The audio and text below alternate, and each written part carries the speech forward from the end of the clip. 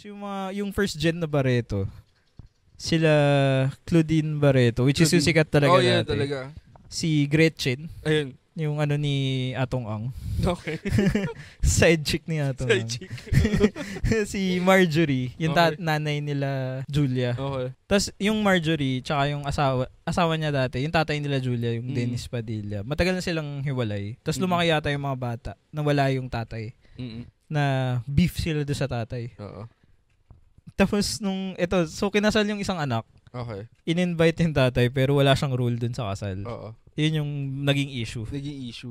Na tatay ako bakit di ako nag-walk di ko siya winok sa aisle, ganun, or wala akong participation. Di ba usually sa kasal meron yung mga... Of course yung tatay, oo. May yung nagbabasa ng script, nagbibigay ng veil, whatever, mga ganun, mga abay.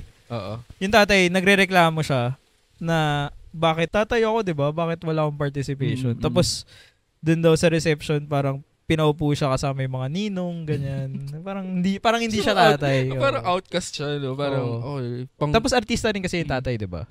So ngayon, nagpapa-interview siya sa media na ganun. Oo. Parang pinapublic niya lahat ng frustrations niya dun sa...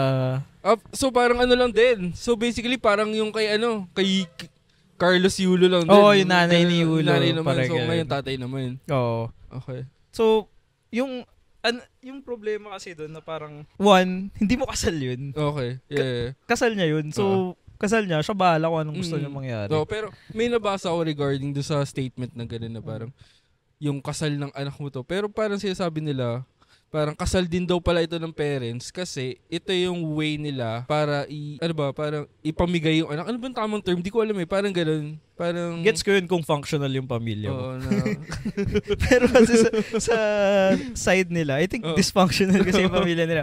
One, lumaki sila, wala siya. As in, fine siguro, biologically, tatay mo siya, by blood, tatay mo siya. Pero at the end of the day, parang, I think napag-usapan natin ito sa ibang episodes. So parang, wala nga kayong bond lumaki kayo, hindi kayo magkausap, hindi kayo magkakilala. Diba? Parang, ba't ka biglang magkiklaim ng territory mo ngayon? Or mag-i-claim mo na, ano ko yun tatay ako, dapat may role ako sa kasal. Parang ganun nga yung nakabasa ko kay Dennis. Parang ganun yung, niya lagi. Before pa pala, parang lagi niyang ginagawa na pinapublic yung mga away nila as family. O yung mga personal problems nila as family talaga. Pinapublic niya. So ngayon, ito na naman daw. Parang ginagawa niya laging parang about sa kanya. About sa kanya. Yun nga, yun yung bad trip doon. Siguro, it comes with the fame.